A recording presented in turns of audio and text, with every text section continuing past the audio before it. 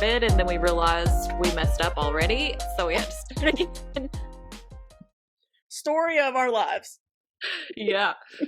So, we may or may not get a message from Tom Schwartz while we're recording this. We shot our shot professionally. We did. At Tom Schwartz. Professionally shot our shot at Schwartzy, so we shall see if anything comes of that. I will lose my mind if we get a response. I think it might happen, and then the cameras might, pick us up. our authentic reaction to that. We'll be in the middle of our main topic and be like, 1 second. We know that this is something serious, but Tom Schwartz just replied to us. Yeah. Well, welcome back to Verified Therapist. Today we got a good topic for you. We are going to talk about the infamous Princess Diana and her mental health struggles throughout her life. And how the royal family just screws it all up. Oh, yeah. Because she's the first royal family member to talk about mental health and her struggles with it. And her children have continued to live on and talk about their own struggles, which is really awesome. And we just thought this topic was relevant because of everything that's going on with the royal family and Princess Kate. Mm-hmm. And they're back in the limelight, so. Mm-hmm. Yeah, I feel bad for, like we said last week, feel bad for the kids and having so many people diagnosed with cancer in a short amount of time. It's probably not easy. No. I saw King Charles now. I saw that he was at his Easter, I guess, event. I don't know what they have for Easter, but he was there today, even though he has cancer. So he looked that's good. Okay. He didn't look like he was like crippling ill. So hopefully he's doing okay. I don't know. Yeah, I hope so. I know got your good days and your bad days with cancer too. Well, let's get started with our highs and lows. You go first. I feel like I always go first, so I'm putting you on the spot. Well, I will start with my lows. My low of the week is that on Friday I had to drive 3.5 hours to my hometown because, it's a holiday weekend, went to go visit family, and yeah, I don't like the drive, especially at night because we don't get there. They're like an hour ahead of us, so time zone change and driving late at night, getting there close to midnight. It's not fun.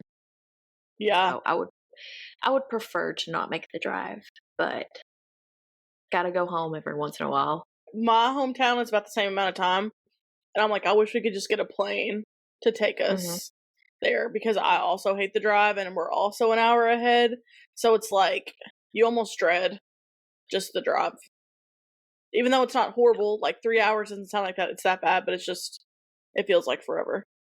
Yeah, it feels like the longest time.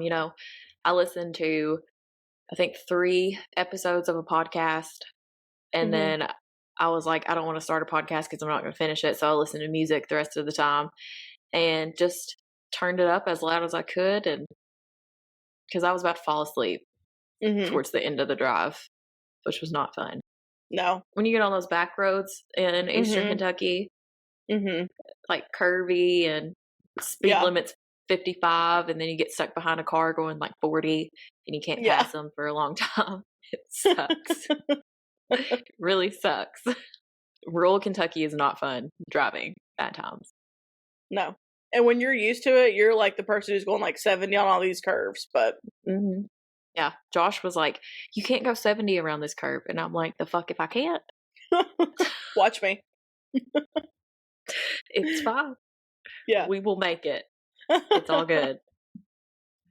Anyways, well, I guess that kind of goes into my high because my high of the week was getting to see my best friend for the first time since Christmas. And she lives in Atlanta, so I don't get to see her as often, but she has 2 kids. Best kids on the planet. I love them. her daughter, Aubrey, is like my best friend. So sweet. We like dyed eggs together, played That's fun. outside. They have a new little puppy, and it's like they're busy. They got 2 little kids and a puppy. Oh no, her parents have a puppy. Oh. Yeah, they weren't gonna bring that little puppy home with them. But yeah, the puppy's just so sweet. It's like not even a pound. It's like a little baby, like 8-week-old Yorkie. So cute. And she has no fear. She was like running around at their other dog and throwing hands already. Not even a pound and throwing hands. I was like, the little dogs always do. They always are like the ones who are like, I'm ready to fight. Yeah, she's gonna be feisty. I love it. And the kids were really sweet to her, but I don't get to see them as often as I would like.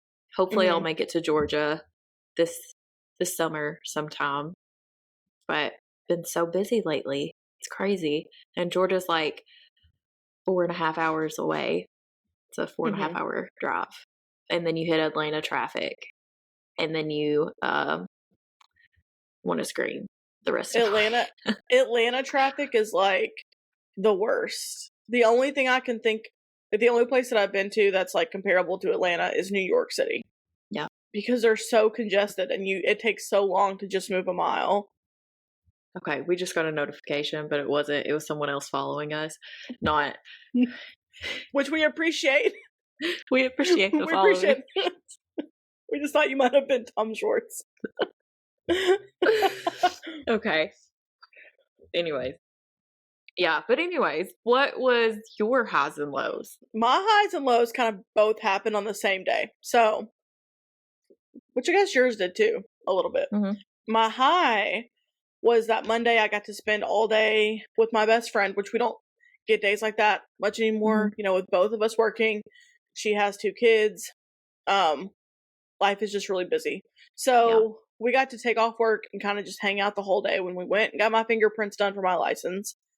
And then when we were waiting for the fingerprinting place, we were like, should we get a tattoo? I'm never going to say no to that. So we did. All that was a good experience, but this leads to my low. So I've had my nose pierced 3 times. Well, twice. And I just struggle so bad with my nose being pierced. It won't ever heal. I have issues with, like keeping a stud in it long enough. And then when I switch to a ring, it just won't ever heal. So it's like always a thing. I always want it though. Like I love having my nose pierced. So. But your nose doesn't like being pierced. No. And my best friend was like, I'm going to get my nose pierced. And she was like, you should get it done with me. This will be the 3rd time. Okay. And I was like, I'll get it done. But if this does not work this time, then it's not meant to be. And there is nothing worse in the world to me than getting my nose pierced, like in the moment, because it hurts so bad. But I was like, I'm going to go ahead and I'm going to do it. And again, if it doesn't work, it's not meant to happen. So she gets hers done. She finally experiences what it's like. It's very painful. So then I went, and of course they're always like, breathe in, breathe out. Doesn't really matter how much you breathe out. You're going to say fuck when it happens because it hurts so freaking bad. So the needle goes in. Okay. We're good. She can't get the ring to go through after the needle because of my scar tissue. Oh gosh. And so she was like messing with it for a minute. Didn't feel great. And then she was like, we just might not be able to get it. And I was like, okay. And like at this point, my eyes are watering just because of it hurts and whatever. And then she was like, well, we can do your other nostril if you want. And I was like, you know what? I don't think so. I was like, I don't have it in me to do my other nostril today. It's just not meant to be. It's like not meant to happen. So then we go over to get our tattoos. Move over there. I never have an issue getting a tattoo. I usually fall asleep when I get tattoos. Tell me why I almost passed out after this tattoo.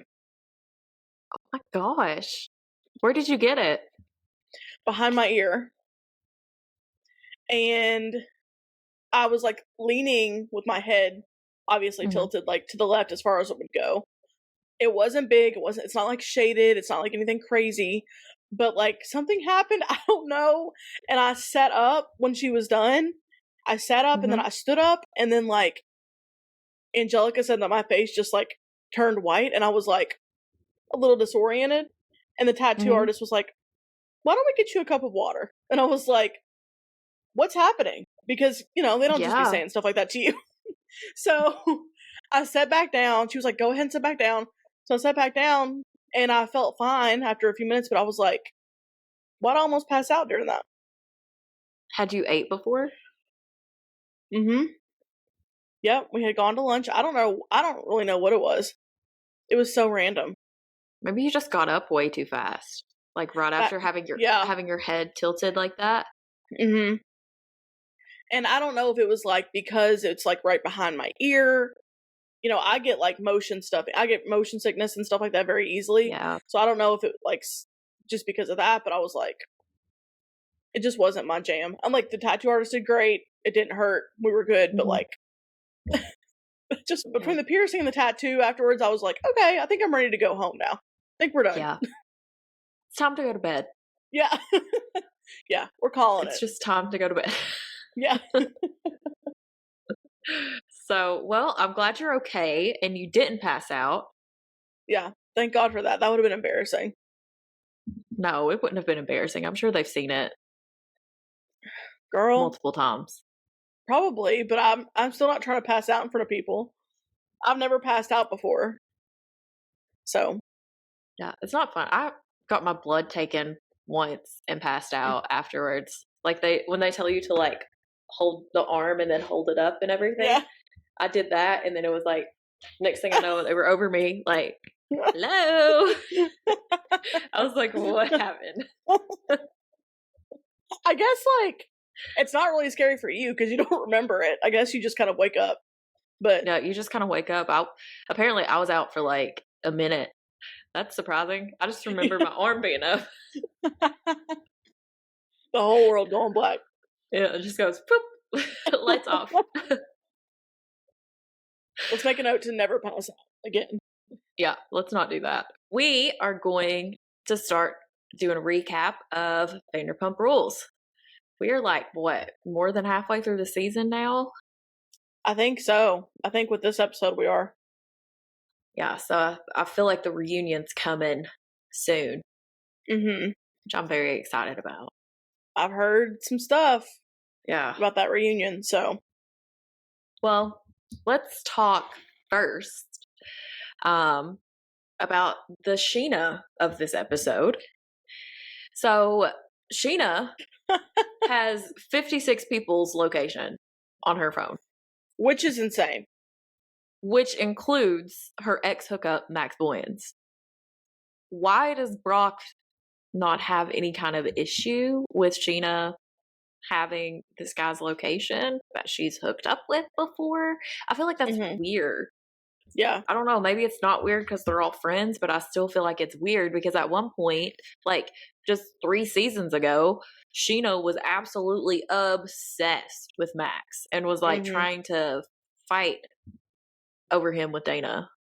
Right. Does she also have Katie's location? Or does she just know where Katie lives? No. She just knows where Katie lives. Scheana's like the WeHo stalker. Okay, so what happened was Scheana and Max and Katie and Brock and all of them were out partying one night. And when Scheana got home, Scheana tracked Max's location. Which again, I have people's locations on my phone. I'm not tracking them. Why are you tracking Max's location? But anyways. I can't say much. Like the people's locations that I have, sometimes I will like just go look at it for funsies, but just like at random times. But not but you're not like tracking them. Yeah, but not like after I like get home with hanging out with them. I'm not like, where did they go? Being nosy. And so tracked Max to Katie's apartment. And she was like, oh, I guess maybe he's just dropping her off, whatever.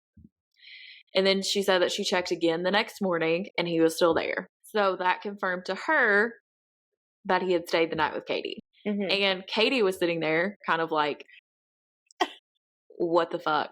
Like, why are you airing out my dirty laundry right now? Katie's a terrible liar. Like, she literally starts off being like, what are you talking about? And I'm like, Katie, don't. Did you see drunk Ariana? No. She was... You'll have to go and rewatch that scene where they're all sitting at the table, because Ariana's just like, you can see her in the corner of the camera and she's like, what is happening? What is going on? Like, her facial expressions are so funny. Yeah. I'm like, girl, why are you being so extra? Get her out of here. She is too drunk to be here. She has no idea what's going on. And she was like, they said Max, and she goes, Max Boyens? What? She's like, what are you talking about? Oh, she was cracking me up. But yeah, so for the backstory of those who don't know about Max Boyens, he was on season 8 or 9, I believe. Mm-hmm. And he was only on for one season. He was a manager at Tom Tom at the time. And he and Scheana had like a little fling. He was also hooking up with Dana during this time, which was another person that was only on the season or on the show for like one season. And kind of going back and forth between both of them. Scheana was like, I really like you, blah, blah, blah. And he was kind of like, Sheena's boy crazy. Started a lot of drama. Single Scheana is a nightmare. She is. She is a nightmare. Brock, please don't ever leave us with single Scheana in the world again. So just keep hanging on, Brock. Hang on. Keep hanging on. We don't need a single Scheana. Take one for the team. Because Scheana literally like lays her eyes on somebody who's good looking and she's like planning out their whole life together. Because she was also trying to hook up with what's his face? Brett. The dude from Brett from the music video too. Mm-hmm. And she was like, she also just like locks her eyes on these people and then like doesn't let them go. And she's like, they're mine. And like hers was Brett and Max. It's like, well, pick one. Do you want Brett or do you want Max? And she's like, and then they would date other girls. They would date other girls and she would like get so upset and so jealous. And I'm like, Scheana, they have told you exclusively that they don't like you. She also did that with Adam. Do you remember Adam? Yes. She did the same thing with Adam because I remember she had a conversation that came up on my TikTok the other day. She had a conversation with Adam and she was like, so you don't love me? And he was like, no. And she was like, so you don't love me? And he was like, I just told you, no. Yeah. She doesn't listen. She doesn't. And I think she like over romanticizes a lot of things. Can we call her out for potentially having history on it? From our opinions on the show, as we do not diagnose on the show as medical professionals, we're just here as people. She tends to display a lot of histrionic tendencies. Yes, from the actions that we've seen, that's what we see. Side note for a second, talking about Scheana's exes. Yeah. Robbie Hayes. Robbie Hayes is from JoJo's season of The Bachelorette. And he was second place in The Bachelorette. Yeah, he was, which we all knew he was going to lose because Jordan and JoJo. Was the winner. Yeah. Yeah. The second he walked out of that limo. Perfect match. Yeah. But Robbie was second. He gave off such douchey energy the entire time he was on the show. And then all of a sudden, when I was like watching Vanderpump, I was like, why is Robbie Hayes on my screen right now? Why the hell is he here? And then I was watching Siesta Key and I was thought like, the same thing. Why the hell is Robbie Hayes on my screen? Why does Robbie Hayes keep popping up? Now he's disappeared. Yeah. Now who knows where Robbie Hayes is? I don't even want to know. But he was like the Billy Lee of reality TV there for a minute. He is a clout chaser. Yeah. And that's why I think he was bouncing from reality show to reality show because He wanted all that attention. And yeah, it wasn't a good look. I think Chase should have been second place, not Robbie. Personal Yeah. opinions. I liked Chase better than Robbie, but JoJo Siwa was so good. Yeah. So good. Anyways, back to Vanderpump. Back to Vanderpump. So, since we're talking about Scheana, Scheana talks about like the first few seasons of Vanderpump being the most difficult for her because the witches of WeHo were bullying her, making fun of her, and saying all these things about her. And like, might I first add one of the things that they said about her was that she was a home wrecking whore and she was going to try to fuck all of their boyfriends. So first of all, we see this episode, we see Scheana being a bully to Joe. Yes. And we see Scheana come out and try to deflect that she made out with Tom Schwartz while him and Katie were together. So again, that just shows that Stassi was right. Like, her opinion was right about Scheana. That's all it ever comes back to, that Stassi is right. Stassi's always right. At the end of the day, believe Stassi Schroeder because she's going to tell the truth. But, like, that's exactly what she was doing. So, like, during this time of when they were like, we don't want you around because you're going to try to fuck our boyfriend, that's exactly what she went to Vegas and did. Yeah. And I personally, this is just my opinion, I don't believe that Schwartz pulled her into a corner and kissed her and blah, blah, blah. I don't believe that either, because here's the thing. Scheana gives you the version of the truth that makes her look the best. That's what she always does. So, and Schwartz has never even pulled Katie into a room, and they were married. You know what I'm saying? Like, that's just not, he's not a pursuer type of person. So I don't think that he would do that. Yeah, and we can ask him when he's on the pod soon, you know, about what his thought process was when he did that. But I remember him talking like that's what he was saying. Like, he was a makeout slut back then all the time. And Lisa was like, you can't be a makeout slut when you're married, bro. Yeah. They weren't married yet, but it was still like during that. I mean, you remember that episode of him, like, Katie being like, Scheana said you made out with someone. Her friend. The whole time it was Scheana, and she was engaged. Scheana? She was engaged to Shay. No, how is Scheana going to come home and tell Katie, oh, Schwartz was making out with someone? It was her the whole time. Yeah, This is another thing that people have been saying. Is like, why is Katie mad now? Because this is brand new information to her. Right. Brand new. This might have happened 12 years ago, but this information is brand new. She just learned about it. She just learned that her friend for years cheated with her boyfriend. It just adds to the laundry list of things that went wrong in Katie and Schwartz's relationship. And Scheana just like added something to that list. And now even more reason to not trust Scheana on top of everything else that's happening. Yeah. And like Katie and Scheana were finally, I think, in a really good place. For the first time in a really long time, I think they were in a good place. So like, that's betrayal. And Katie has every right to be pissed off right now about that. It's new information to her. But then also, Katie don't need to be sleeping with Max either. No. So in the same token, I'm like, but then you really don't need to be sleeping with Max because Schwartz and Max are really good friends. Yeah. But here's my thing, is that Katie was so much like, stay out of the friend group. That offends me when you do that. Don't hook up with any of our friends. He kissed Raquel, and we never heard the end of it. She just slept with Max. Presumably. I see where she's coming from. I'm just like, okay, Katie, then we can't move forward and say that anymore then. You know? Yeah. Yeah. We can just say, okay, like, then like, let's not be at this dinner and be like, what are you talking about? And then act offended. Like, be at the dinner and be like, listen, I did that and that was shitty because I just had your ass for a year about it. Sorry, man. Mhm. And you know what? Shorts were probably like, it's fine, and wrap his arm around her and call it a day. You know what I'm saying? Yeah. Like, Yeah.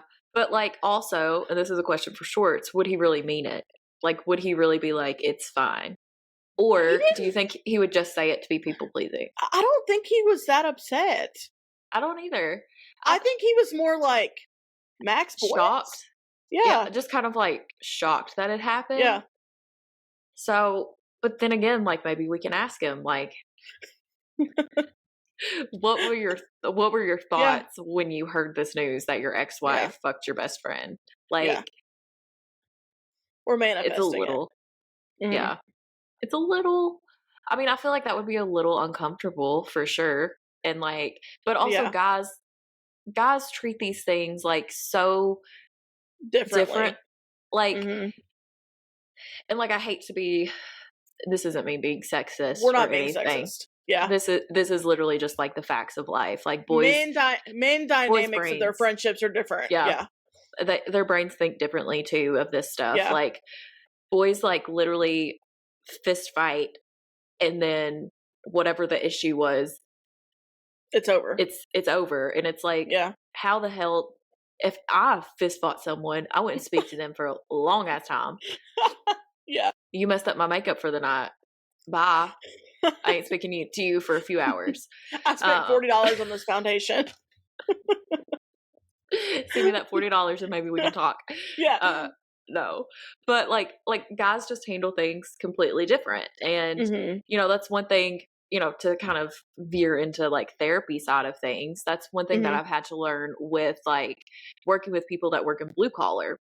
Like how they handle conflict at work is completely different than like what you would see in like an office setting, because they could scream and yell and go crazy on a blue collar site a lot more than what you can on like in an office setting, because number one, they're outside a lot of the times, or they're in a big ass building working, or number two, that's just the culture, and that's what these men have created, and women, because there's women in blue collar jobs too, but that's kind of like the culture that's created there, is like you have to put on the tough guy exterior or you're going to get walked all over.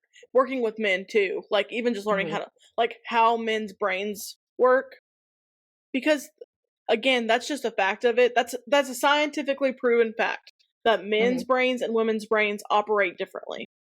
Yeah. There's science behind that. And so like learning how, that's why communication between like heterosexual, especially, I'm sure in every relationship, but like men and women relationships, that's why communication is so difficult sometimes, because like you just can't connect sometimes with that, because the brains operate so differently. Yeah, because sometimes guys want to come in and be like, solve the problem, solve the problem, solve the problem, and like we just want to bitch it out and then we're fine. Like, we don't need your help or assistance to solve the problem. The problem's probably already solved, but we just want to bitch about it for 5 minutes. Don't bring me solutions, you know? Yeah.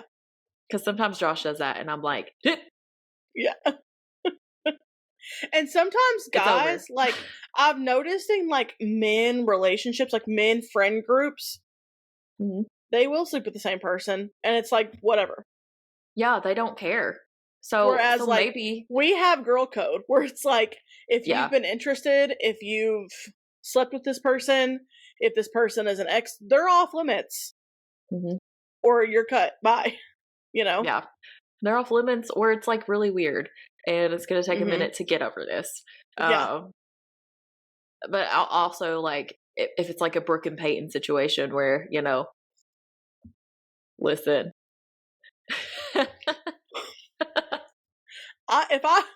Honest to God, if I were Brooke, I might have cut Peyton off the second time around. I might have said, "Don't ever speak to me again." The second time it happened, yeah.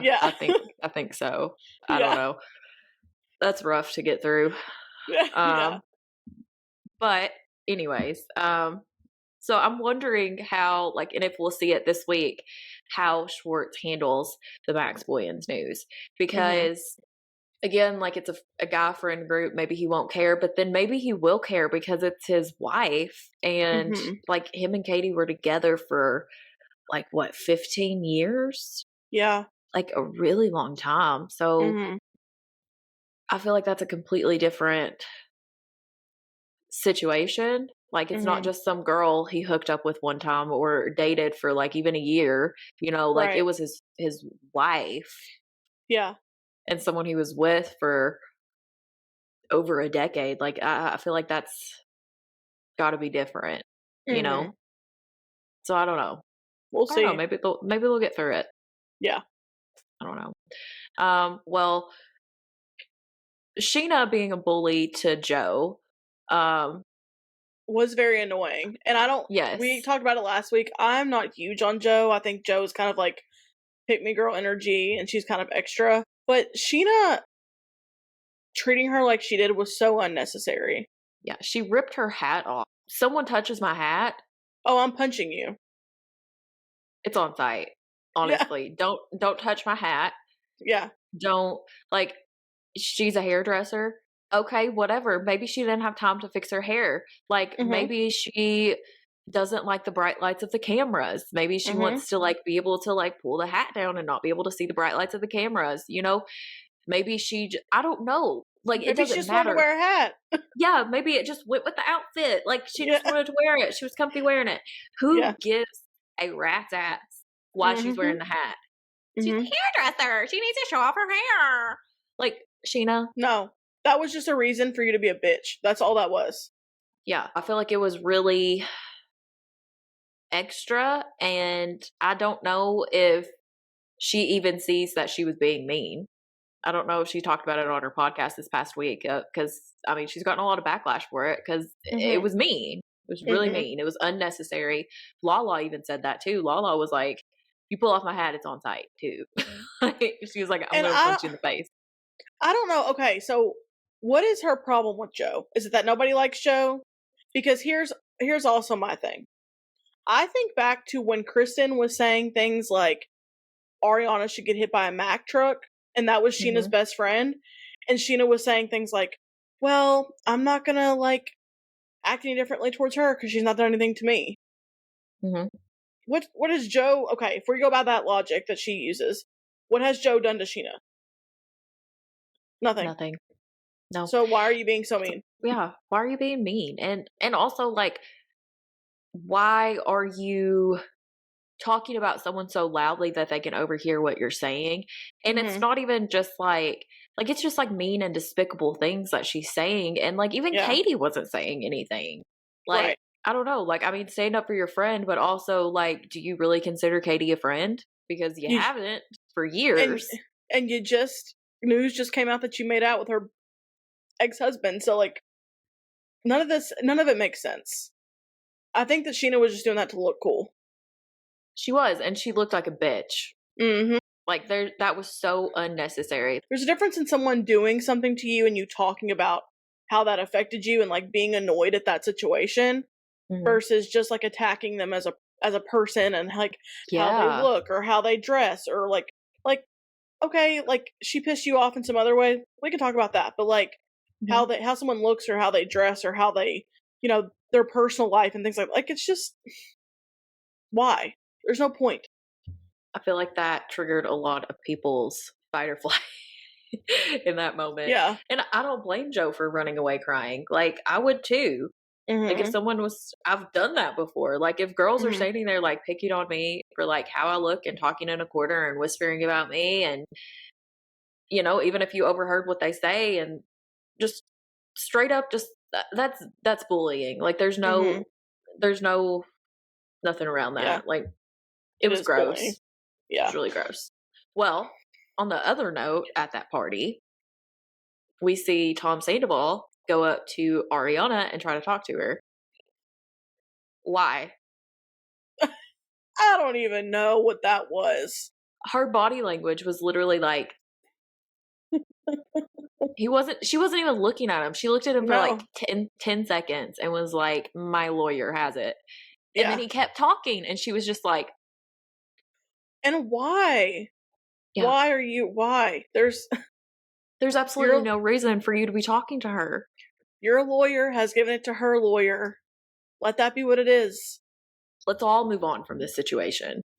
Mhm. So, well, speaking of, Ariana bought a house. She That news did. Yeah. dropped. Uh-huh. So it looks so cute. I don't know if Mhm. I don't think she's moved into it yet, but it looks so cute and it looks like a Mhm. perfect house for her. Um, Mhm. and in other news, Lala also bought a house and she bought a house in Valley Village. So if that tells you where Lala thinks she's headed. It's the Valley. Yeah, I saw that this week and I was like, did she really buy a house in the Valley? Does Scheana live in the Valley? Yeah. We're all going to the Valley, people. Oh, yeah.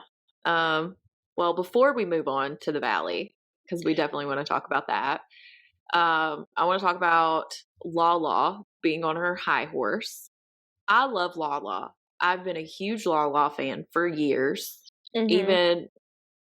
Even when she was calling people baby-eyed bitch, you know, calling them a twat, all these things. I was this huge Lala fan. But right now it's really hard to get behind her because apparently she's in her soft girl era, but she's not being really like nice to people. And honestly, so in this episode we see her go over and meet with Tom Sandoval, and Tom Sandoval is screaming in his floor. Okay. Um we That's saw fine. Jax do that too a few And seasons like, ago.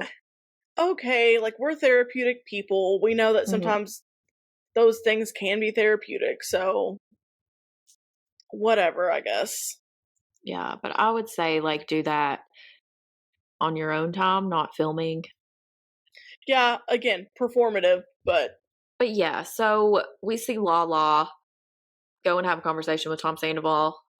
Apparently, it was a really good conversation that they had, just kind of like squashing the beef to move on. And she wants to try to be friends again and all of this, which makes me think if someone, I know Randall's a completely different subject because Randall is a predator.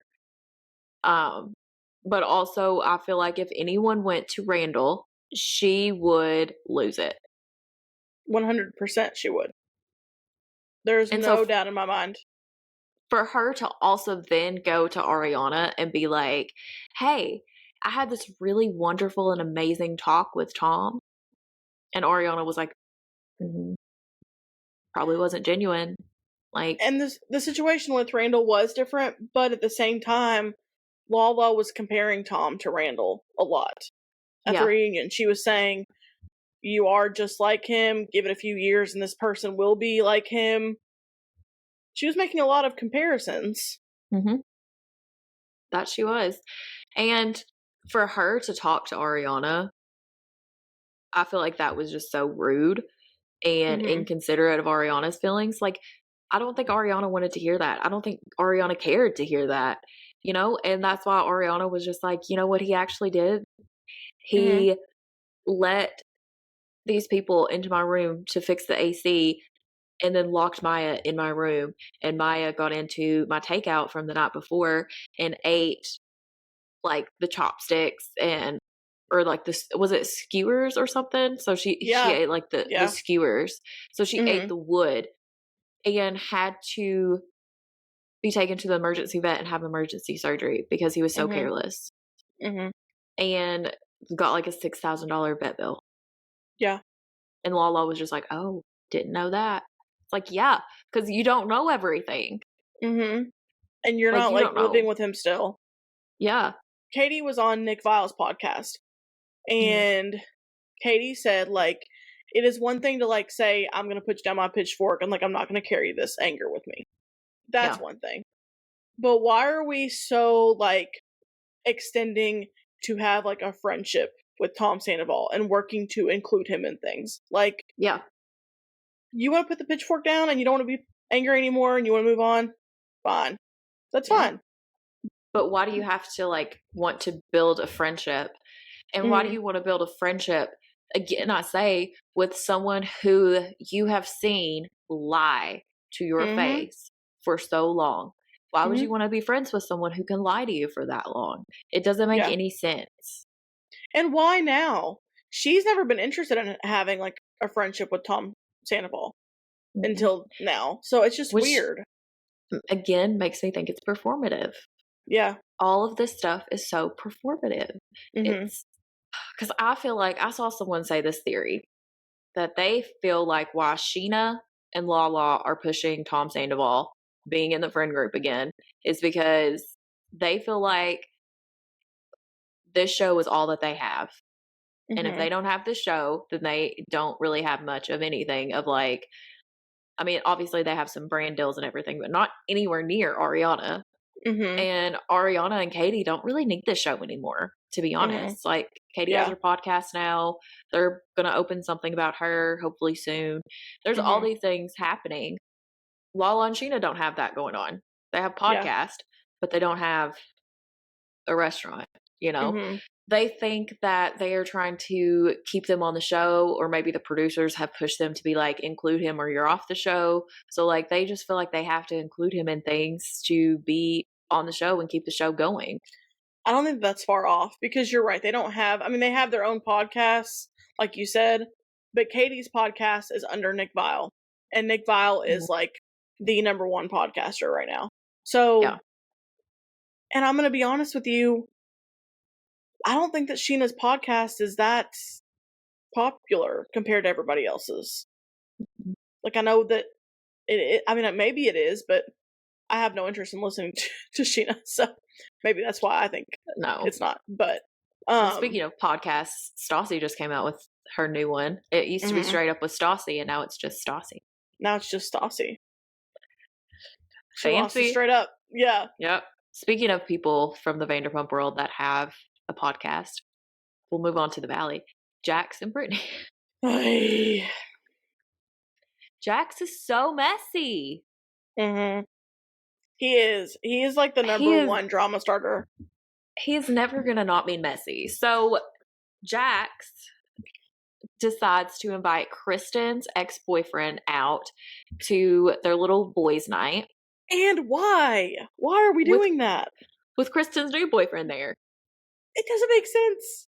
No, it's so weird. And so then when Brittany at the girls' night told Kristen and Kristen got mad, Brittany was like, I don't understand why you're mad.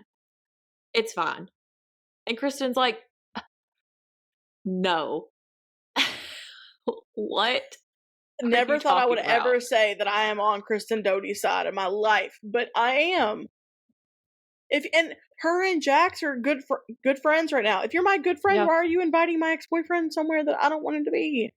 Do you think he went to lunch with her to kind of butter her up?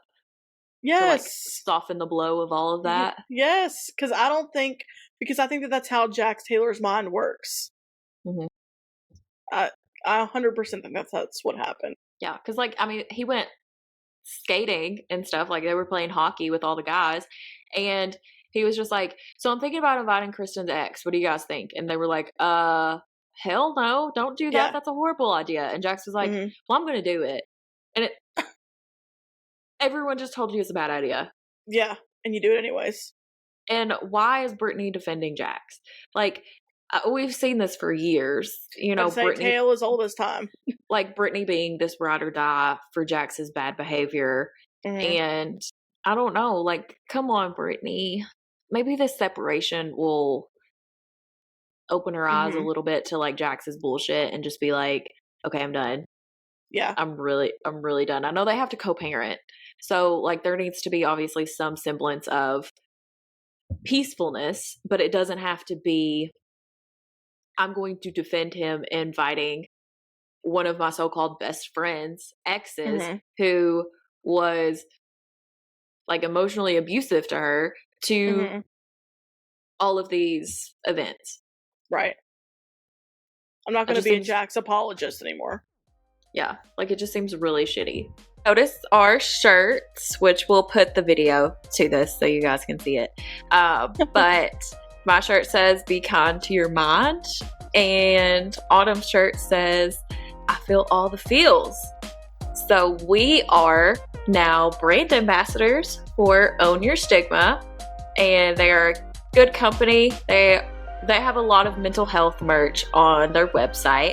and you should go check them out. We're going to put a link in the bio, and they just dropped their summer merch as well. If you wanted to go check that out, they have a lot of cute little crop tops, and they even have sports bra too. A portion of their proceeds all go to mental health charities, so yes, helps to reduce the stigma and get some help where help is needed. So shout out to Own Your Stigma. And we are so excited to be working with them. And we have a code. Oh, our listeners get 15% off. So when you place your order, you will apply in the coupon code for #VerifiedTherapist15 off. Yes. And we will post that in the description so you all can save it. Shout out to Own Your Stigma. Go get your merch. Go get your merch, guys. Your mental health merch.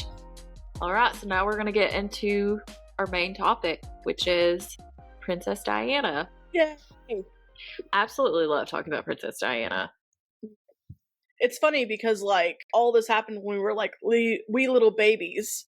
Mm-hmm. But, like, I don't remember a time that I did not know who Princess Diana was. Yeah, because she was such a huge person. Like, even when we were kids, people were still talking about her. Mm-hmm. And I know I've said this before, but I share a birthday with Prince Harry. I love Prince Harry. So cute. And I love him so much. When I was in Windsor back in like 2014, there was a phone booth, you know, like one of those typical like red London phone booths, and Harry was painted on the side of it, and he was painted on the side in his football, whatever, uniform. And it was so cute, and I got a picture of it, like kissing his cheek on it, and I was like, "Look, Mom, I got a picture with my man." She was like, "I knew you would find him." I love Prince Harry. I just think that he's so, like, I don't know. And maybe he's not. Maybe this is just his persona. But I just feel like he's more relatable, I guess, than all the other royals are as of late. And I think that's due to Princess Diana. I think that's who you can credit that to, you know? Yeah. Because we're going to go into, like, the full kind of, like, background and all of this stuff. But one thing that made her different from pretty much the entire royal family and the history of the royal family, she was so involved with her kids. She loved her kids so much, and not to say any of the other royals, they don't love their kids. I'm not saying that. Like, they definitely do. But I'm saying, like, she wanted to be involved. She fought to constantly be in her kids' life. She sent them to public school. Like, she would give them real world experiences on these tours that they would do. Whereas the queen prior didn't take her kids with her. Would leave her kids for like 6 months or so. And Diana was like, absolutely not. If I'm leaving for 3 weeks, my kid is coming with me. Like, if I'm leaving for a week, my kid is coming with me. You won't catch me without my kid for 6 months. That's insane. Yeah, just very grounded in parenting and, like I said, just being involved with them, you know? And like, you could see it, like, every clip that I've seen of her with her boys is like, those boys were her world. You can tell. Yeah. Let's go back to the start of Princess Diana. So she was born July 1st, 1961. So she's a Cancer baby. She is. Makes sense. She's a Cancer baby. So got that, like, strong emotional side, but like the nurturing side too that comes with cancers. She became Lady Diana Spencer after her father inherited kind of like his whatever they call it over there. Whatever they call it over there. Whatever you inherit when you're British. It's like earldom or something. I don't know. I don't even know if I'm saying that right, but I think that's what it is. That's what he inherited to be able to give his kids these titles and himself this title. So she was the youngest daughter, but she also had a younger brother as well. In school, they said she was really talented in music, piano, dance, and also really good at domestic science, too. Also thought this was really interesting. She was only 19 years old when she moved into Buckingham Palace. Yeah. She She was was a just a baby. baby. Yeah. And you can see it, like, on her face, too. Like, the pictures of her and Charles, like, when they were dating. Yeah. Such a baby. And when they get married, she looks just doe-eyed, you know? Oh, I guess. Just And terrified, absolutely. but Yeah. yeah. So, fun fact, Diana actually wasn't supposed to marry Prince Charles. Mhm. It was supposed to be her older sister. They had, Yeah. like, set them up on a date, and because Prince Charles is significantly older and kind of fell in line more with, like, her sister's age and everything, so Diana says that she remembers seeing Prince Charles, like, come to her house, pick up her sister, all of this stuff, but that didn't end up working out. Um, Somewhere in the midst of all of that, Charles met Camilla. We gotta spit that name out. Somewhere he met Camilla. Somewhere he met Camilla. And she didn't leave the station since. No, and Camilla was married, kids. He started having an affair with her. His mom didn't like it, so his mom was like, "You need to marry someone." Listen, if she were at my wedding, after all that she had done, I would have jumped across the aisle. Listen, if she was at my wedding smirking while I was walking down the aisle, Get it's out. on site. Get out. It is on site. Let me meet you in the parking lot in front of all these cameras and everything. In my Yeah. wedding dress. Yeah. Well, essentially, Charles says that he was in love with Camilla, and when he eventually starts dating Princess Diana, he doesn't stop seeing Camilla. No. So I think it took a while for Diana to discover that, like, Camilla was in their relationship, but I do remember, like, the special that came out on Netflix. I think it was like 3 or 4 years ago. Mm-hmm. That was the tapes that were released of an interview that Diana did that, like, had never been. Yeah. I think it was James Morton tapes. Yeah. Yeah. Yeah, it had never been public, so she spilled a lot of tea. And in that, one of them was, like, the night before my wedding to Charles, there was a huge fight because he pretty much didn't want to be with her and he wanted to be with Camilla. And that was kind of like one of the nights that she discovered that he was still seeing her, and she was just freaked out on him, like any person who's getting married tomorrow, finding out that her fiance Makes is sense. having an affair.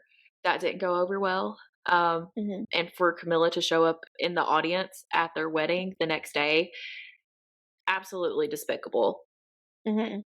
And in hindsight, you can look back on the footage of that wedding, and I feel like you can just see it on Diana's face of, like, what in the hell am I doing? Yeah, because she couldn't back out then. No. Like, no matter what had happened the night before, she couldn't. She was stuck.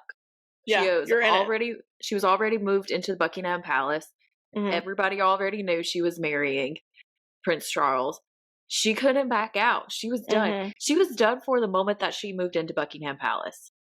Right. And that's where we see a lot of her mental health issues kind of start portraying.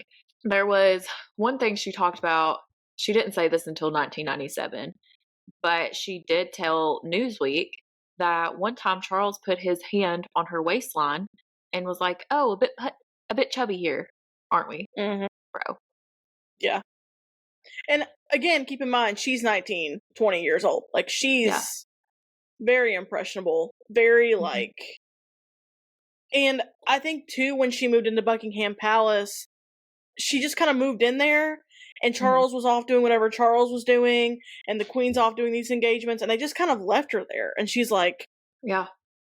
Just kind of, like, to fend for herself. Yeah, I'm just kind of here. I mean, The Crown shows this, too, of, like... Which, the royals have watched The Crown and say Mhm. that it's pretty accurate, Yeah. of the events that were going on behind closed doors. Mhm. The queen said so herself before she died, that she watches The Crown and she loved it and it was accurate. Yeah. So I believe it. I mean, you see it like when she moves in, um, you just see her like dancing around the palace, like just wandering Mhm. around, going to different places, like, and then she asks to leave, and they're just like, "I don't think you can leave." She's just, like, there waiting to marry, and I think that she had legitimate feelings for Charles. I don't think Yeah, that. So, I mean, imagine your whole world is kind of cut off, changed mhm, significantly because she was, like, a preschool teacher living with her friends before this happened. So, yeah. like, she goes from that to living by herself, essentially, in Buckingham Palace. The only So person that she really has is Charles, and he's commenting on her weight, you know? yeah, or not even there either. Like, I can't Or not even imagine there. Yeah. marrying someone and then not even seeing them for like months before the wedding, and Mhm. or seeing them like here or there for like a photo session for the world to Mhm. see, and then him disappearing. Also found that she was the first royal bride with a paying job before her engagement. Oh. So, I can't say that now because of Meghan Markle. She was making that suits money. Yeah. Yeah, but um and also in her wedding vows, she was the first one to change her vows, and Kate Mhm. and Meghan have also continued that tradition. She refused to say obey in her wedding vows, which upset the queen to no end. She did not It like did. that at all. Yeah. But go Maybe, off, Diana. maybe because she said it to Philip and Yeah. regretted that. Yeah. Because Queen Elizabeth's like, damn, why didn't I think of that? we all know Philip was. He was trifling. Anyways, so she refused to say obey, so instead she changed it to love him, comfort him, honor him, and keep him in sickness and in health. Mhm. And then Kate and Meghan have continued that tradition of that. I also find it very interesting that she picked out her own engagement ring, Mhm. and that's one of the biggest reasons why William wanted to give it to Kate, was because his mom picked it out. It was like handmade, all of Yeah. this, like every detail Mhm. his mom designed in this ring. And So, they're not allowed to design anything like it in the UK now. There's a no, ban on designing a ring like that. So it's a pretty big yeah, deal. That it ring is. is. It is. It's a custom ring. If you've seen it, Mhm. it's beautiful. Mhm. Absolutely beautiful. Um, and Kate was making it well known that she was wearing it in that Yeah. video. She was. Because Yeah. apparently in that picture she didn't have it on, so they were like, Yeah. where's the Where's ring?" your ring? Yeah. I found another fun fact about Princess Diana. She was the first English woman to marry an heir to the throne in 300 years. Dang. I always like wonder that now that the queen is gone and Charles is Mhm. king. I wonder what the world would look like if they were still together and she was still alive. Mhm. I wonder how they would rule together, because Mhm. I don't necessarily see Camilla. I mean, I don't know. I guess everybody gets along with her now, um, or at Well, least what they want us to see. Uh, William and Harry didn't want him to marry her though, so no, I don't really know how much. I think they've just kind of like accepted the fact that Right. she's there. I don't know. Yeah. Um, but I just wonder if he was still with Diana, like what the UK would look like, because Diana was so progressive and she was such a big activist in the Mhm. community. And she was the first person to talk about mental health. And her kids have gone on to talk about mental health. And her kids have Mhm. gone on to do a lot of these charity works. I wonder what it would look like, because as we've talked about before, like the crown is very conservative in a lot of Mhm. ways. Mhm. And she was kind of the one that kind of like was behind them, like pushing them forward to be like, hey, I can bring my kid to this stuff. I can Mhm. take my kids to public school. I can do this. I can go. where I want to go at some Mhm. points, you know? It doesn't Yeah, have to because be so strict. The Crown has virtually no progression to it, it feels Mhm. like, from where it was 300 years ago. You know, Yeah. like, I wonder how much of that will change when William, because I think, Mhm. while I don't know that he's as much like Diana as Harry is, I do think that William holds a piece of that.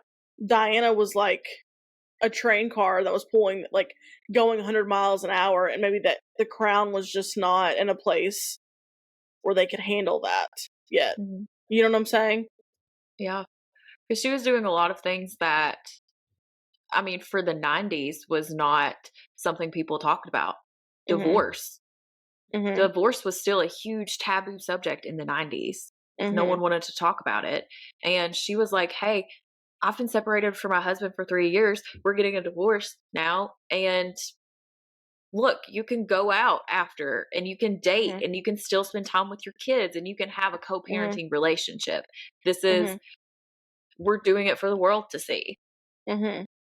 I don't know, I don't know how accurate this is, you know, with like the show The Crown, Mhm. but it absolutely broke my heart to watch her put her kids in the car with Charles and them have a conversation and pretty much being like, look at us doing this.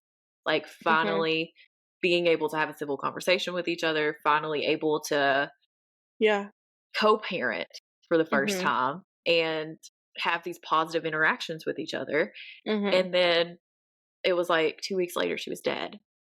I don't Mhm. know if that conversation actually happened. I hope it happened. Yeah. But yeah, it was just so sad to see them like finally getting along and finally figuring this stuff out. And then Mhm. she dies. Yeah. And I hope that Charles learned something. Mhm. I'm a big believer in the universe and, like, things happening how they're supposed to happen, and maybe we're here for a certain purpose.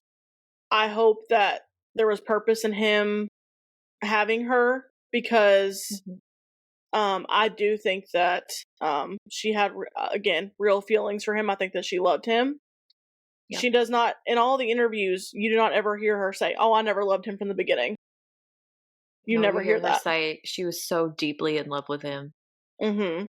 And I think she went into that wanting to be the best that she could at that role, you know?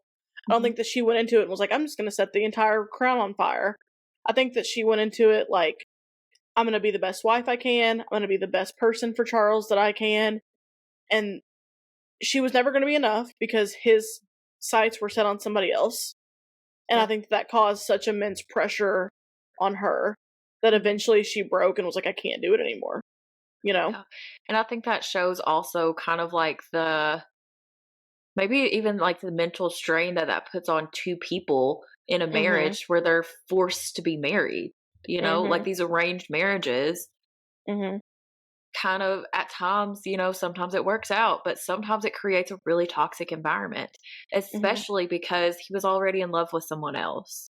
Yeah. And that is really sad for him. And I will always feel, you know, an immense amount of, well, at least a little bit amount of, of sympathy of sympathy for him for not being able to be with the person that he loves and Mhm. not being able to Mhm. marry her. Right. Like, that has to be so devastating and so heartbreaking. Mhm. But then at the end of the day, you ended up marrying Diana. So at Mhm. what point do you say, okay, I'm going to stop with this person and Mhm. then just like dive into my marriage with this other person? And then when I see her struggling, instead of talking to her about her struggles, I'm just going to keep pushing it under the rug. Trigger warning to self-harm coming up. Like, Mhm. there was in the interview, she talked about she was in front of Charles in his office and he was not speaking to her. And she grabbed, what did she grab? Like it was like a letter opener or something. Yeah. And she sliced her arm open. Mhm. And he still didn't even really acknowledge her. It was all these things that they at the time coined her as like being dramatic, and Mhm. they were cries for help. They were cries to say, listen to me, Yeah. like, pay attention. I'm a human being Mhm. in this too. Yeah. And uh, we'll go back and put a trigger warning before that as Yeah. well. But also trigger warning to this too. Like she also, while she was pregnant with William, which I think she Mhm. had some like perinatal depression there too. Yeah. I know she's talked about having postpartum, but I think she also had perinatal Yeah. depression. Like she says that she was talking to the queen and she was having a conversation with her and she wasn't listening to her. So she Mhm. threw herself down a flight of stairs. Mhm.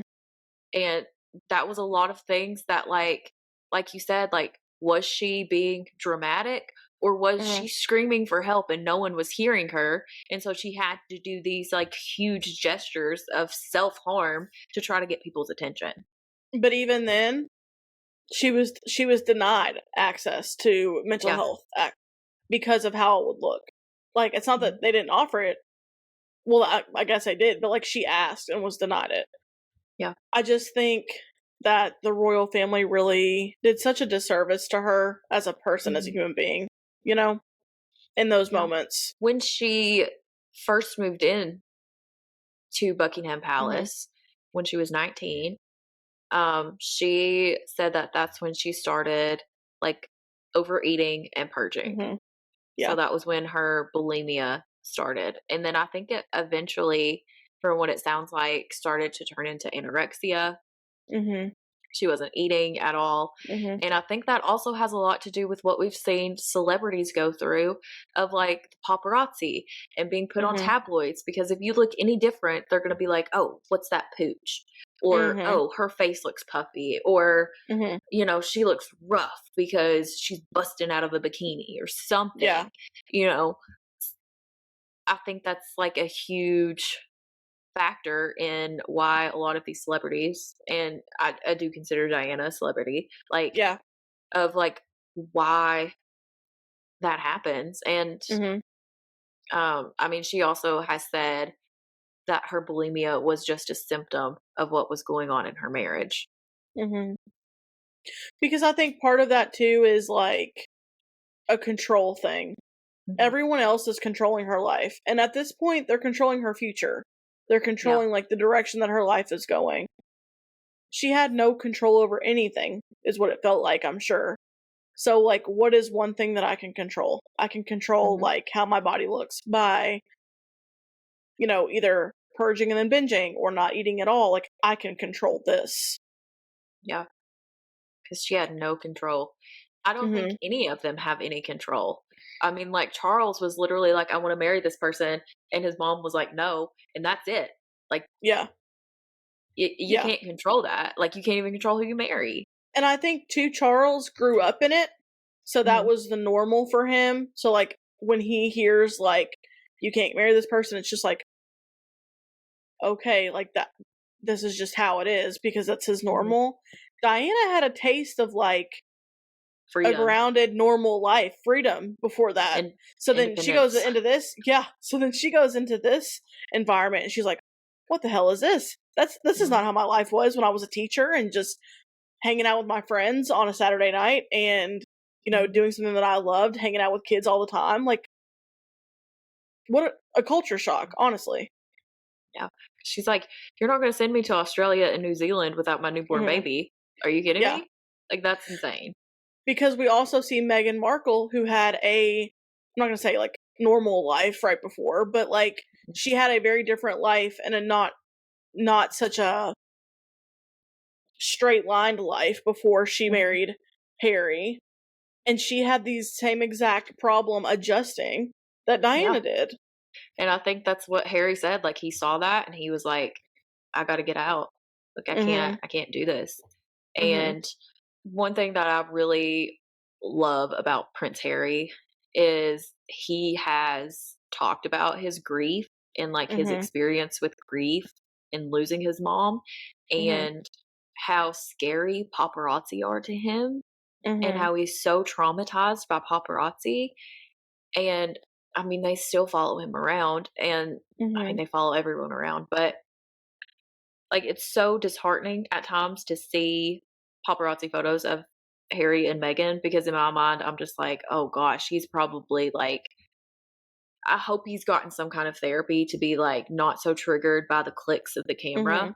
But for this to be the cause of his mom's death, I can't Mhm. imagine like how difficult that is to just like Yeah. start hearing the clicks, and then your mind just immediately goes to your mom and Mhm. what happened to her. Mhm. Yeah. It's gotta be so devastating. Mhm.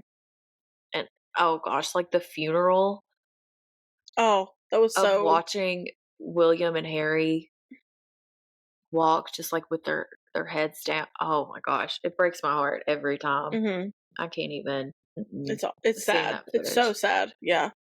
When Diana died, she was still doing a lot of like charity work. Like, even though she was divorced from Charles, Mm. she was still doing her royal family duties, and she was still technically a part of the royal family. Like, they still considered her one of them. Mhm. So she was still doing all kinds of charities. So some Mhm. of her charities, she had over 100 charities that she was either the president or a patron of.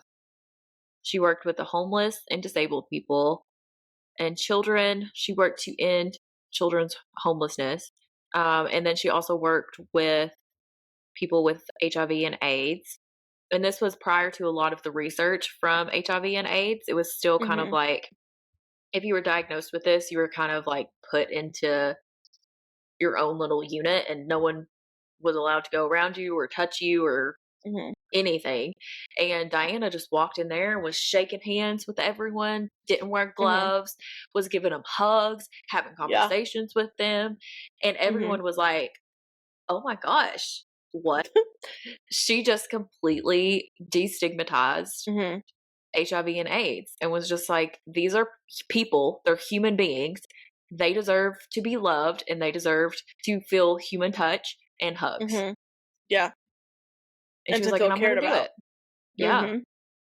And that's just kind of like the person that she was, and Mhm. completely changed the minds of everyone on Mhm. how we handle these diseases that we know nothing about, and we just judge people for them. And she was such an open person. Interview that she did for the BBC right Mhm. after her and Charles split. She said, I lead with my heart. I don't really lead with my head. Like, I kind of go in emotions first, like like a true cancer would do. Yeah. But like, um, I think that that's why everybody loved her so much, is because for so long you had seen the royal family be like stiff and proper and kind of above you. And here's a Mhm. person who's coming in and she's saying, I'm just a person, you know? Yeah. Yeah. She like shook everybody's hand, and Hmm. everybody wanted to see her too. I think that's what, you know, I think pissed off a lot of the royal family too, was Hmm. like, they saw this normal person become a princess, and they were Hmm. like, oh my gosh. And so Yeah. everybody wanted to see her. Everybody, like, wherever they went, there was hundreds, thousands of people crowded around trying to see Princess Diana. Like how she did with the people who have HIV and AIDS, she was not Hmm. afraid. And you Right. saw that the year that she died, she was also like an active person out there to try to ban landmines. Hmm. And you see her in Angola walk a field with landmines. Yeah. Like, Where she she could was blow so, up at any second. she could blow up at any second, and she walked this field to help them try to find where the landmines were so they could remove them. Like, Yeah. she wasn't just like talking the talk, she was walking the walk. She was like, I'm going Hmm. to do this. And I'm not just going to say I'm going to do it, I'm going to actually do it. Whereas you see the crown, a lot of times they just kind of talk the talk, and they're just like, Hmm. well, here we go with this. We're going to do this. And then they never do it. We're going to give Australia back to the people, and we're going to let you go. And then they don't even do that until they're like pressured into doing it. Yeah. Ugh. Anyways, just to Well, let y'all know some history. it's a mystery. And I think that became, though, a sticking point between Charles and Diana was the fact that, like, when they went places, everybody wanted to see her. Yeah. They And didn't I want to see think him. that They didn't give a yeah, shit about his they ugly didn't give a ass. shit about yeah, especially after it came down to Camilla. Like, nobody gave a shit about Charles. So I think that he built resentment towards her for that, and like felt like, well, I'm gonna be the next king, so why is nobody paying attention to me? And I'm like, Maybe because you're not also boots on the ground doing these things. Like, she's doing everything, and you're not doing shit. and you're sleeping with Camilla a whole lot, but that's it. Yeah, like literally, like she's over here walking landmines in Angola. Your ass is probably just shacking up with Camilla. Like, come on, bud, get real. You could be doing so much, and you chose not to do that. So you could have talked about, hey, I had a really bad marriage where I was forced into it. Let's talk about the mental health of that. Yeah. He didn't do it. Or like, let's do something to change. Like, he's the king now. How about we do something to change it to where, like, I don't know, some like more space for them to like not be forced into these marriages, because the reason that he couldn't marry Camilla is because Camilla had previously been married and had kids. Yeah. And that's the reason why Elizabeth's uncle abdicated, is because he married somebody from America who had previously been married. So instead of like him leaving her, he abdicated the throne. Why don't we make it to where you don't have to abdicate the throne if you're marrying somebody who's been divorced? Yeah. Like, why does that still matter? Right. Like, why is that still just like a huge point for the throne? Like, I don't think that really matters. Because honestly, the queen should have divorced Philip long ago. Homeboy was a Nazi. Like, yeah. And what?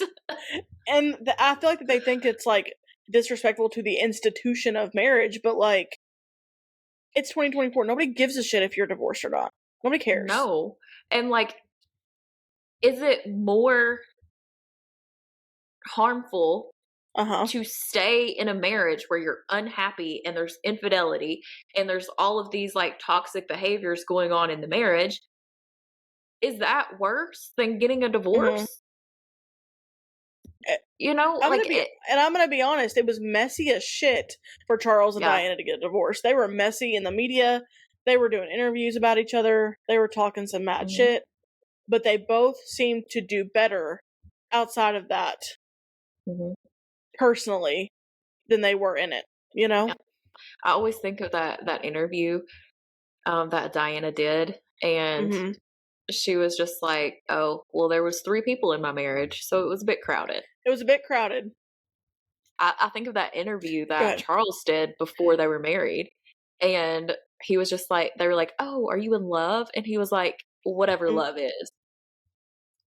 And then you just see her like face fall, because it's just like, yeah, it's like, and she talked about that in those tapes too. Like, she was like, I was so heartbroken over that. Like, I was head over heels in love with this man, and he just like can't even say that he loves me. Yeah. Absolutely heartbreaking. And heartbreaking for a 19-year-old girl. I mean, I know Charles was probably like, what? He was pushing 30, I think, at that time. I don't know. His brain was developed. His brain was developed enough to know that he shouldn't be sleeping with a married woman. And Camilla was old enough to know that she shouldn't be sleeping with a young man.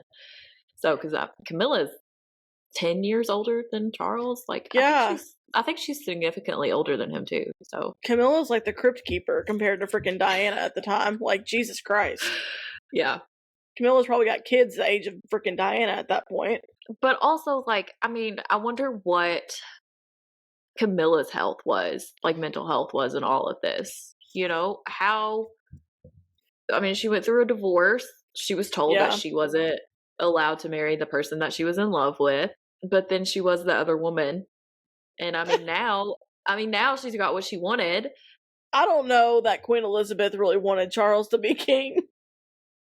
No, that's why that bitch hung on until she was I almost know. 100. That's what I'm saying. So now, like, she's like, let's knock this one out real quick so we can get William in there. So that's what I think she's thinking.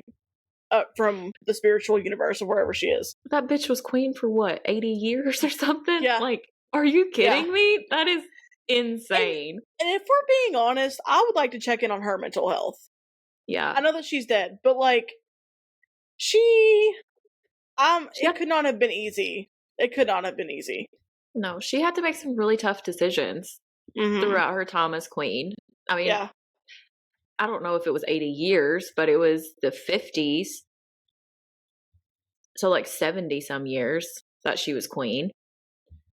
Yeah. You have to make some really tough decisions, and a lot of things happened. Like between 1953 when she became queen, I think it was that year. But between then and now, like so many things happened. Right.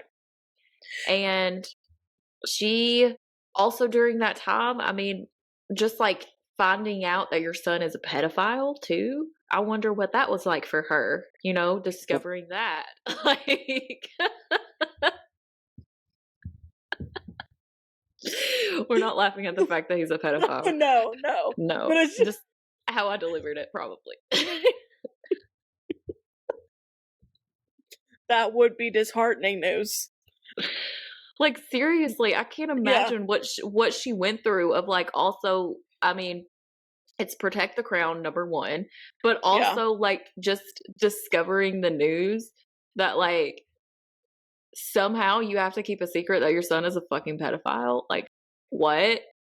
Yeah. I mean, honestly, Queen Elizabeth, all of your kids are just, they've lost it. So, good on you. No wonder she was like, I'm holding on. Because she was like, they've all gone off the deep end here. Yeah. And I mean, she also had to be tough on her sister too, and her sister wasn't allowed to be with the person that she loved. And what do we have to do to change that rule? Like, just let people be with who they want to be with. But I mean, to be honest, like, also watching The Crown, that storyline with Princess Margaret, and like, she had a couple of different lovers and everything, but like the main person that she wanted to be with, like, she wasn't allowed to be with, and then the queen gets to marry a fucking Nazi. Okay, that makes sense. That's real fair. But here's the thing, too. Third cousin. Also, can we normalize the royal family not marrying their family members? Yes, because obviously there's something in the blood there. That it's called dumbassery. The dumbass gene. We got infidelity, Nazis, pedophiles. Maybe that should be the title of this episode. No, it's not gonna be. But people would be like, "What the fuck are they talking about? What are you all talking about?" Anyways, as you can see, the closer we get to 9:00, the more delusional we get. So yeah. So we're gonna do like a part 2 at some point of Princess Diana. I just gotta no, that's not it. Okay, it wasn't it. Anyways, wasn't Schwartzy. Sad. Can we talk about how Lisa Vanderpump feels about the royal family? Somebody call her up. What would happen if we just called Taylor up? What would happen if we just called Vanderpump up? There's a way to call. Let me see if I can call Lisa Vanderpump on Instagram. Is there a way to call, or is that just Facebook? Yeah, you can call on Instagram. What would you do if I called Lisa Vanderpump? What would you do if I called her and like Ken answered? Dude, call her. See what happens. What's the worst she can do? Answer? And then we would just be like, the fuck? Oh, she has it blocked then, where you can't call. I mean, now I have a video call to Lisa Vanderpump that was ignored. So it's like, what can you do? This was just us calling to get your take on Princess Diana and the royal family. But anyways, we're gonna do a part 2 at some point of Princess Diana to keep talking about this. And I know we're gonna do an episode on eating disorders at some point too. So Diana will definitely be on that. Basically, all in all, Diana, wonderful person, such a lovely person, and had like the biggest heart. And her life was taken too soon. She was only 36 years old. Yeah. Again, a baby. And she died just like 2 weeks before Harry's birthday. Like, I can't imagine having to go through losing your mom. Yeah. I don't know. I feel like that she died.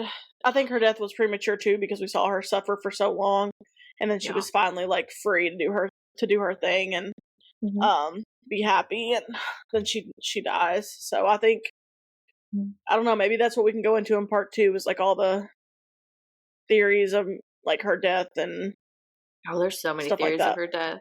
Like, for example, one of the biggest things, and we can talk about this more too, but the biggest thing is like the wreck happened around 12:30, I believe. And then she was taken to a hospital, not the one closest, but the one furthest away. And it also took them, she didn't even get to the hospital until like 2. Yeah. So like an hour and a half after the accident happened. And there's a lot of things that don't make sense with that. But also, I don't know, I'm not an EMT, so maybe they had to like keep stopping and reviving her, or I don't know. There's a lot that probably went into that. But it is a little fishy, that part. We're going to talk about it on part 2. Queen did it. The Queen. Alrighty, so we are going to end with our intentions for the week. So, Autumn, intentions for the week? I haven't even thought about it. Just trying to survive this week. That's a good one. Keeping a positive mindset. I had a wild day on Thursday. I was off on Friday, but I had a wild day on Thursday. So, we're just going to go into the week, and we're going to work a full week this week, and we're going to be very positive the whole time. So that's what we're going to do. Not the whole time, probably, but we're going to keep it baseline. Yeah. You didn't even tell me everything that happened on Thursday. I think you were just like so dead to the world you didn't tell me. You'll have to send me a voice memo. I will. What happened. You know I will. I'll do it when I take Max out.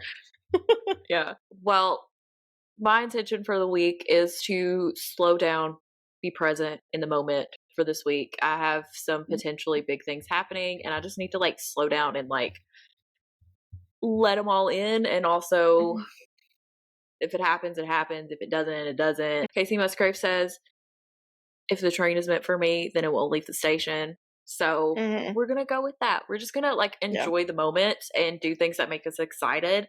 And I mean, all of this makes me excited. So yeah. Also, shameless plug for Casey Musgraves, because her new album is lit. But if you are, I want to say like if you are at least 27, because everybody that's at least 27 is going through their Saturn return right now. Like it hits you different. Like the older you get, the more this album like hits you so hard. It's so good. So good. Absolutely amazing. The Architect. Oh, okay. There's a lot of songs on there that like that gives me chills. But like absolutely wonderful album. Thank you, Casey Musgraves, for putting out that album. Thank you, Casey. You had me sobbing like a baby. And we love that. Well, we will see y'all next week. And hope you have a good week. Remember, slow down, be present, and also remember that the Queen killed Princess Diana. She killed her. Anyway, basically, R.I.P. Princess Diana. She was R.I.P. the most loved person in the whole world. So, yeah. We'll see y'all next week.